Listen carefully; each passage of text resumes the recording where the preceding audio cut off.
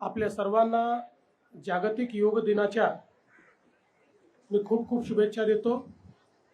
आणि आज जागतिक योग दिनाच्या निमित्ताने आपल्यामध्ये उपस्थित असलेले माननीय शिवप्रकाशजी, राम शिंदेजी, रवींद्र वायकरजी, ज्यांनी आम्हाला निमंत्रित केलं ते अमित साटमजी, पवन त्रिपाठीजी, केशव उपाध्यायजी, दीपक कोटेकरजी, दीप्ती वाईकर, प्रीती साटम, सुनीता मेहता, सुधा सिंग, रोहन राठोड, संध्या पत्की, उषा पटेल, उपस्थित सर्व योग शिक्षक आणि सर्व या ठिकाणी योग करण्याकरता आलेल्या भगिनी आणि बंधूंनो, आपल्या सर्वांनाच याची कल्पना आहे की योग ही आमची अतिशय प्राचीन जीवन पद्धती आहे।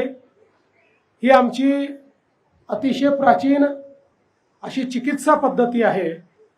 आणि आज संपूर्ण जगाने योग विद्येचं जे काही एक हिलिंग पॉवर आहे ती लक्षात घेऊन आणि माननीय देशाचे प्रधानमंत्री नरेंद्र मोदीजी यांनी ज्यावेळी युनायटेड नेशन्समध्ये हा प्रस्ताव ठेवला की जगाने आंतरराष्ट्रीय योग दिन साजरा केला पाहिजे, युनायटेड नेशन्सच्या इतिहासामध्ये सर्वात कमी दिवसांमध्ये आणि कोणीही विरोध न करता एकमताने पारित झालेला प्रस्ताव म्हणजे जागतिक योग दिनाचा प्रस्ताव आहे। ही आपल्या भारताकरता अत्यंत गौरवाची गोष्ट आहे।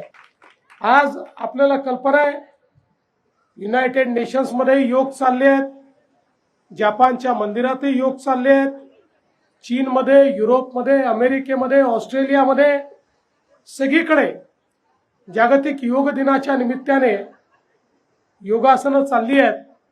आणि आज खरं तर संपूर्ण विश्वात योग विद्येच्या बद्दल, योगासनांच्या बद्दल एक अतिशय मोठं कुतूहल देखील आहे आणि मोठ्या प्रमाणात समाज त्याचा उपयोग देखील करतोय।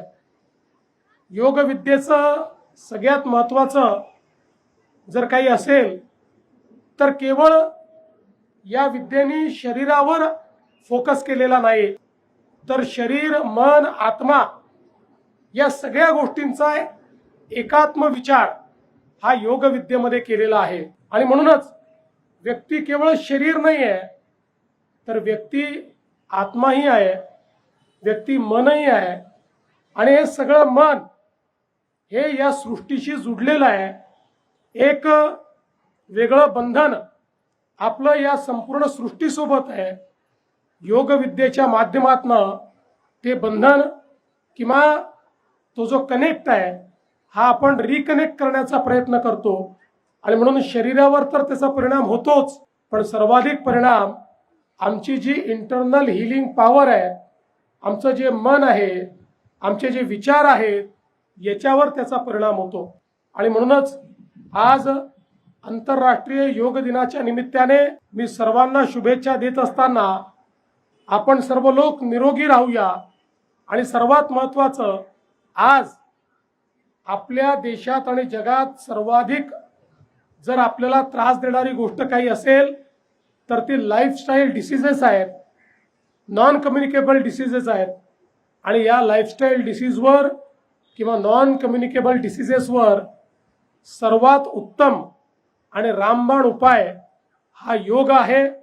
आज आपण म्हणतो नवीन पिढी आमची जी आहे त्यांच्यामध्ये खूपदा आपल्याला ऐकायला मिळतं की आम्हाला डिप्रेशन आहे, पण योग करणाऱ्याला कधी डिप्रेशन येत नाही। योग करणारा कुठल्याही मानसिक स्थितीमध्ये आनंदाने त्या ठिकाणी प्रत्येक परिस्थितीचा सामना करू शकतो।